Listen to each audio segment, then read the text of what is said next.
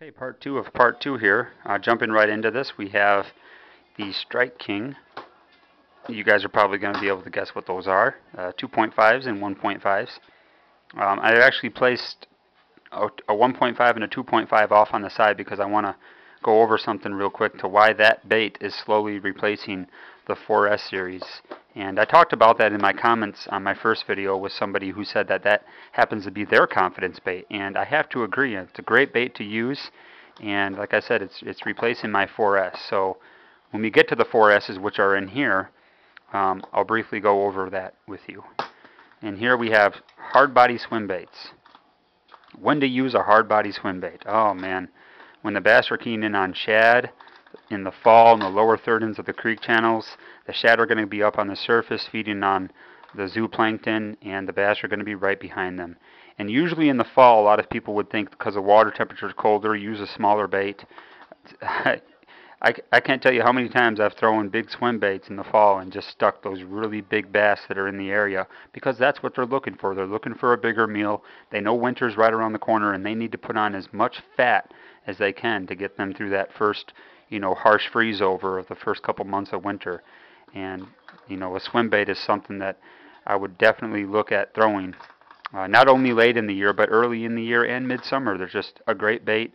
I would recommend the Spro BBZs to anybody.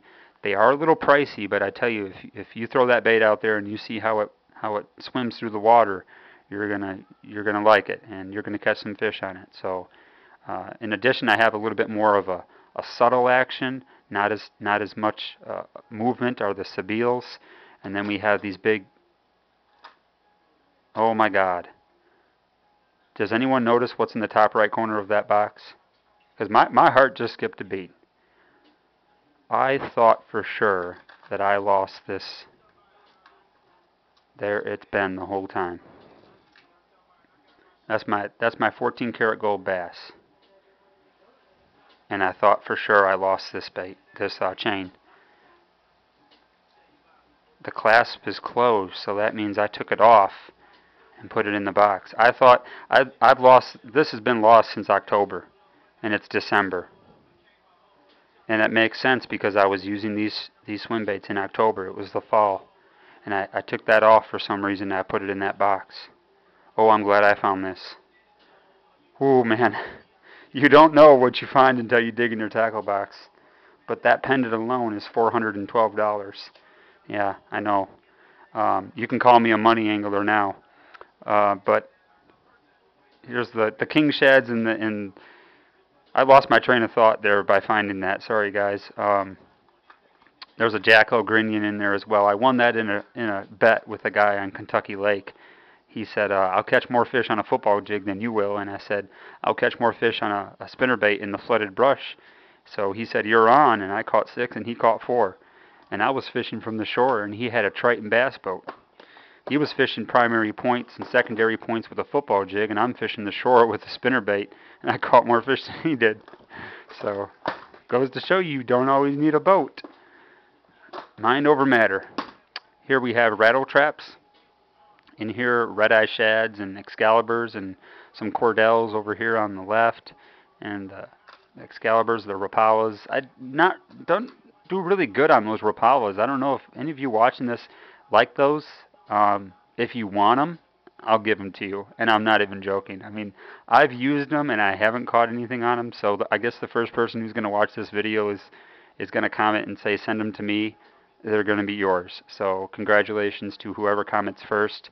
If you want 2 of these Rapala crankbaits, I'll send them your way. Just make sure you live in the U.S.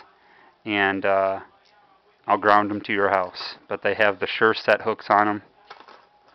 There's a fire tiger pattern and like the bluegill color, but I've used them and I don't know, they don't seem to get the attention that the red-eye shad get. It's a little bit more of a louder bait, and I think that generates more of the reaction side of that fish. And I have to say, I didn't know how to use rattle traps about a year ago, like I said in my first part, but now I love them. And those will go to some lucky person. Like I said, guys, I'm here to help. I'm not the type of person, like I said in my other video, where if I see someone on the shore who hasn't caught any fish, why would I not try to help that person out? That happens quite a lot, actually. I'll take the time out of my day if I've already caught some fish to show somebody else how to catch them. I actually teach kids between the age of 13 and 18 at a state park. The park coordinator contacted me because she saw the fish that I was catching in this lake, and she said, how would I like to teach Boy Scouts and Junior Scouts, I think they're called, how to be better at bass fishing. And I said, well, what's in it for me? And she said, how does $12 an hour sound? And I said, I'm not going to pass that up. To do what I love to do and to do it on the weekends and to teach other people, why not, right? And I always tell the kids that I teach, go to thebasscollege.com. You see the jersey. I got the logo on the back for Steve Von Branch. If you're watching the video, I'm representing for you. I'm sending people to the website all the time. They're always talking about Bass College and what they've learned. So great site to go to for anybody else that's never been there. I would highly recommend going there. You're going to learn a lot. This box is just wake baits and shallow diving crankbaits for the most part, the higher end ones. A lot of Lucky Strike, Lucky Crafts, some Rapalas are in there, kind of the Norman Fat Boys, nothing special. The 2.5 series Rick Clunn crankbait, I hope they still continue to make that. Even if Rick Clunn does go with Lucky Strike lures, that's a great bait. I love it. Next we have Topwater. Nothing special here for the most part. Walk the dog style baits. A lot of spooks, some Sammies, some Excalibur, spitting images, some chug bugs, the Coppers live target. What else? Is it Coopers or Coppers? I forgot. Here's the Spro, Bronze Eyes, the Sumu Frogs. Here's the Weed Demon. Here's the Creek Chub, which I believe still holds the record for the largest fish caught in the U.S. was this bait right here. It's not the exact, but this is the Creek Chub, and this is called the I think it's called the Tommy Knocker or something like that. It's got a really big splash to it, and again another live target. So that's Topwater. I'm going to end this part here, and the rest will go into jerkbaits, deep water crankbaits, and medium and shallow diving. So again, thanks for watching. Go to part 3, and whoever posts first wins those baits.